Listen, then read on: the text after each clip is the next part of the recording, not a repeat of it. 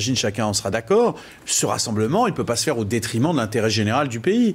Il y a la nécessité d'un redressement, il y a la nécessité de l'effort, et bien sûr, il faut aller dans la justice. Si on doit préciser sur tel ou tel élément comment aller vers plus de justice dans cet effort et dans ce redressement, faisons-le. Mais on ne le fera pas en cassant l'économie. On a besoin d'une économie qui crée des emplois et de la richesse pour défendre notre modèle social. L'économie, elle est cassée. Là, aujourd'hui, elle est cassée depuis longtemps, avec le chômage qui a encore augmenté de 30 000 le mois dernier.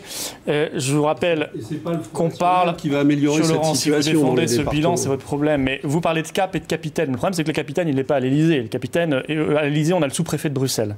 Donc ne faites pas ce débat de changement de cap. Vous êtes tous les deux sous l'étau de Bruxelles. Donc si vous voulez changer l'austérité, on vous dira non. De toute façon, vous n'avez pas envie de changer l'austérité. Vous voulez rester dans l'austérité. Si vous voulez changer, mettre en place du protectionnisme, on vous dira non. Si vous voulez vous enlever du carcan de l'euro, on vous dira non. Si vous voulez faire du patriotisme économique, on vous dira non. Si vous voulez réformer Schengen ou supprimer Schengen, on vous dira non. Du monde qui est assez terrifiant. Et ben c'est la vérité, parce que là vous mentez aux Français. Vous oubliez que vous avez transféré la liberté du peuple. C'est plus du mensonge.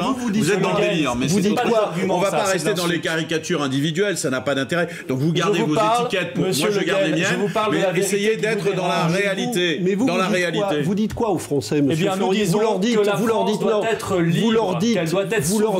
dans les départementales, vous leur dites dans les départementales qu'il faut prendre de l'argent à ceux qui ont les RSA pour soi-disant donner aux personnes âgées. Si vous croyez que c'est comme ça qu'on va améliorer la situation de millions de gens qui sont dans la difficulté, c'est pas en appliquant les recettes que vous avez répétées à satiété. Monsieur Laurent, vous représentez un parti qui fait 1% des voix en France. Non, ce soir, monsieur Philippot... C'est bien, mais je veux là un petit peu plus modeste. Ce soir, monsieur Philippot, j'ai plus d'élus que vous. J'ai plus d'élus que vous. Avec vos petites combines jusqu'à l'UMP, puisque l'UMP à Perpignan a appelé voter pour vous. Non, j'ai plus d'élus que vous ce soir. Et vous pouvez remercier monsieur Châtel qui a appelé à voter pour vous à Perpignan. Il y a beaucoup plus d'élus communistes que d'élus du Front National. S'il vous plaît, je parlais des grands sujets de la souveraineté, du patriotisme économique, et ils sont partis dans l'insulte. Alors je continue. Vous avez été interpellé, répondez, on passe à autre chose. Donc je dis, la vérité du débat, c'est que vous ne dites pas aux Français où ça en est, vous n'avez pas la maîtrise sur la politique, et or les Français sont une grande nation qui doit retrouver le gouvernement. À